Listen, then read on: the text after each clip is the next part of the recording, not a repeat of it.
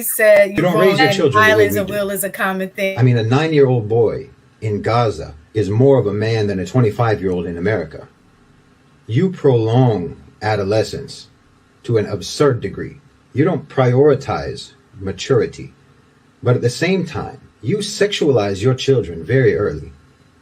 I mean, you've got like third graders twerking, and singing explicit song lyrics, and then you put that on social media for everyone to see. You're teaching kindergartners about sex, masturbation, about homosexuality and transgenderism. You think that prepubescent children can decide to have their genitals removed before they even know what they're actually for.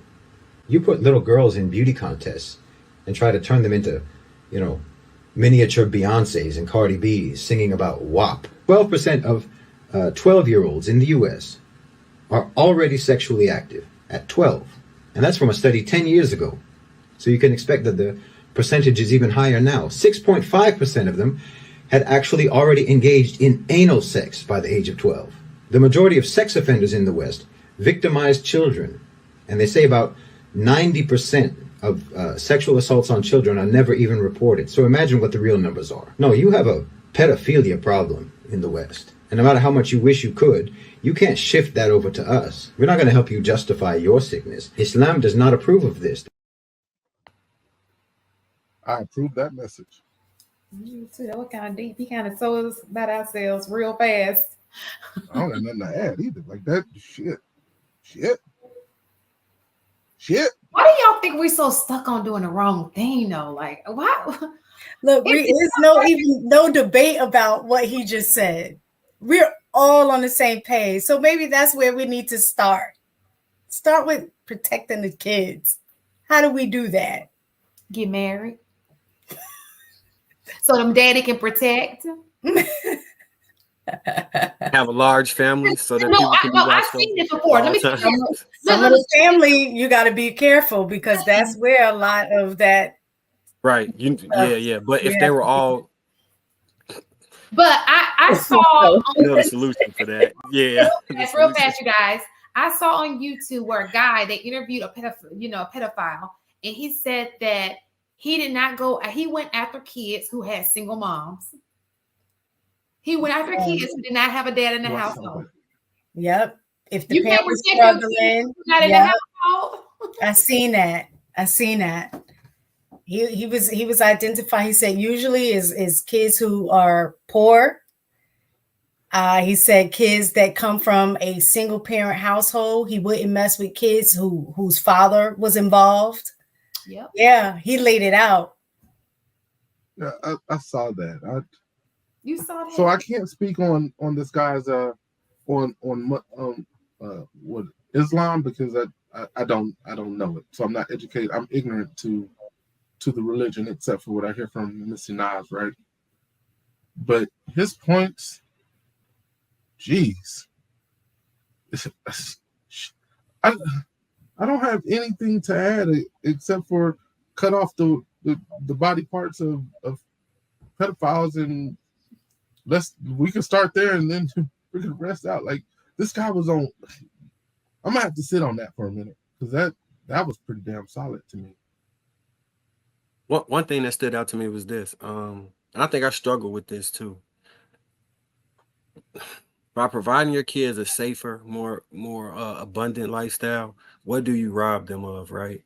Because some of the things that made me equipped as an adult or able to deal with all type of different circumstances was actually very, very, I guess somebody else might call them traumatic. I would say life-altering negative experiences that I powered through, which kind of pushes my mind state to always try and reframe things in a way that's palpable so that I can move forward.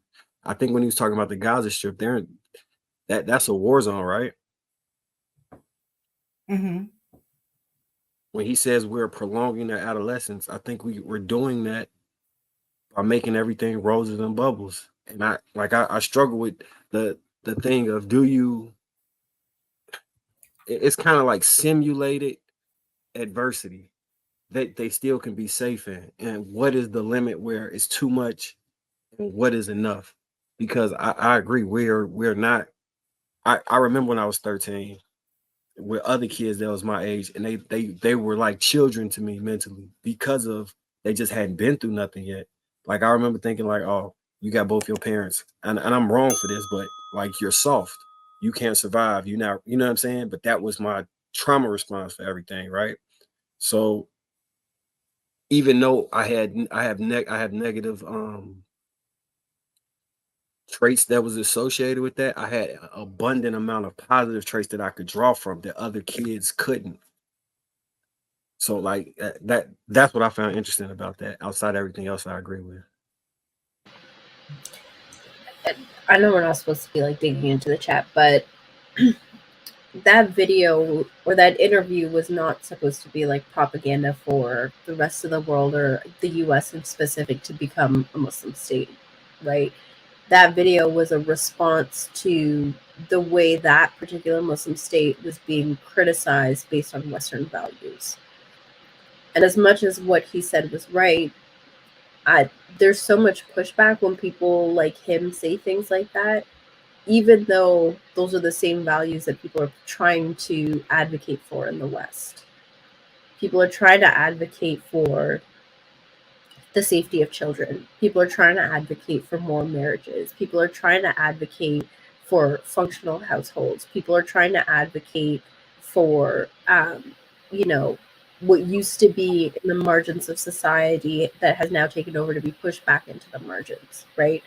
And so sometimes when we look past what can seem like propaganda, we can get like the value of things, right? What he's saying is every country has its issues. Every society has its issues. Every community has its issues. Sure, the Muslim countries have issues that are different than they are in the West, but it doesn't make what he's saying any less correct. Children are safer there. Adolescence isn't prolonged. People are getting married younger and staying married, right? And so what's the saying? Chew the meat and spit the bones. I think that's really that video that Shan just played is one of those instances where like you don't have to take everything he's saying, but the things that are relevant, and then we can find ways to implement. And Nas, can you do me a favor? Can you talk about what is exactly prolonged adolescence? You mind diving into that a little bit? Because I'm curious. Yeah, so in Muslim countries, this idea of like a teen doesn't really exist. So you are a child, you are kept as a child, you are treated as a child until you hit puberty. There are conversations that are had beforehand in preparations of what post-puberty looks like, but once you hit puberty, you're essentially treated as an adult. That doesn't necessarily mean you get all of the responsibilities, but you are handled as an adult because now you have the possibility of procreating. It doesn't mean you get married at puberty. It doesn't mean you run a household at puberty, but you take on essentially so much responsibility that like you are a pseudo adult.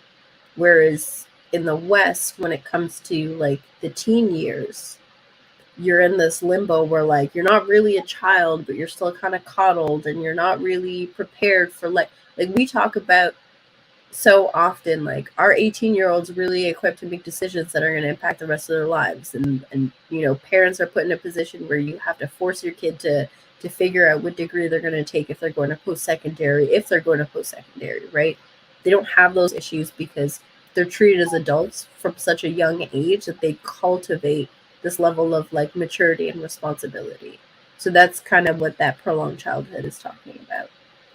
And I actually agree, because even when you look at generations prior to us, like when I look at my mom and the responsibilities and stuff that they had when they were younger, they were way more mature and ready to run a household before this generation. I'll say even for me, I think it was easier for me to step into that role because I had it modeled in terms of, was given responsibility. Like my older sister got to an age where she was responsible for doing our hair, and we got to an age where we all started having to cook dinner for the family, do the laundry for the family. So things like that. So we were trained, but looking at previous generations, looking at the men, how they were raised, like at my dad's age, and mom, and then my grandparents, and even my great grandparent. I knew my great grandfather. Like he got married. His wife, my great grandmother, she was 14 when she got married, and was running a household and everything. So I definitely agree that we prolong childhood in America.